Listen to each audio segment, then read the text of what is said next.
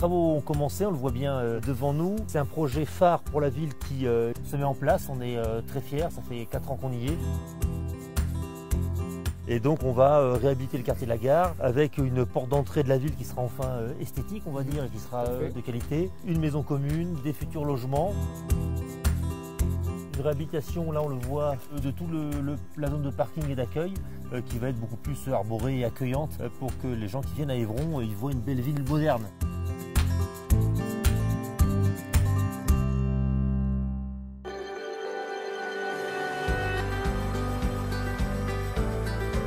Alors la maison commune, comme son nom l'indique, c'est maintenant le guichet unique qui va avoir lieu là, donc en début de parcelle. C'est le guichet unique de l'administration. On aura à la fois les services de la mairie qui seront là, les services de la communauté de communes, les services du conseil départemental et son antenne solidarité. Toute la maison France Service sera là. Toutes les réponses aux citoyens au même endroit, avec tous nos agents qui seront là, pour toutes les réponses du quotidien, des services techniques, de l'enfance jeunesse, pour les habitants, les solutions à tous leurs problèmes, je l'espère, en tout cas présents au même endroit.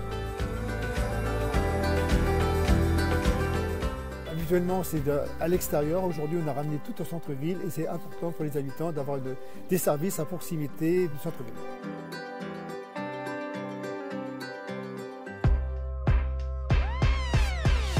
Oui, donc l'idée c'est le long de la maison commune, puisqu'on est sur une zone très urbaine, mais à la fois il y a beaucoup d'espace vert d'un côté, et on pourra avoir le long de la maison commune, et en profitant de la pente qui nous amène jusqu'au boulevard Belle, on pourrait avoir un skatepark en un ou deux niveaux sur le côté, donc une aire plus bétonnée, très urbaine, qui pourrait permettre à tous les jeunes, et puis on sait que ça à trottinette, à roller ou à skateboard, de passer, puis d'avoir une aire de jeu, on va dire, très moderne, le long de la voie, qui va donner de l'animation à tout ça.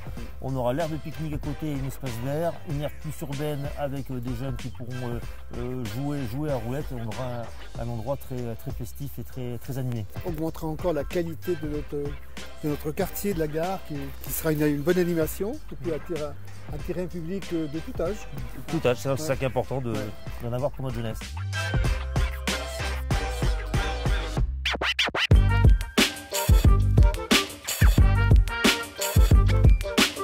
Une grande nouveauté à Évron, puisque nous voulons sécuriser à la fois les véhicules légers, les piétons, les vélos, et surtout à la demande de beaucoup d'habitants, de voir une entrée de ville ici et à la fois une sortie également. Et c'était un peu compliqué de le réaliser du fait qu'on avait peu de largeur. Il était possible aussi de pouvoir élargir ce pont, mais c'était impossible de le faire par rapport au coût. Donc on a réfléchi à une circulation alternée, c'est-à-dire que garder cette entrée de ville avec des feux, et puis reconfigurer ce pont en y mettant une voie plus large pour les cyclistes et en même temps les piétons, surtout une sécurité quand on tourne à gauche pour aller vers la gare. Donc c'est important aussi parce que là aujourd'hui c'est un peu dangereux du fait que les voitures vont assez vite quand même. Il y a des piétons qui traversent la rue de Villers-Saint-Eugène.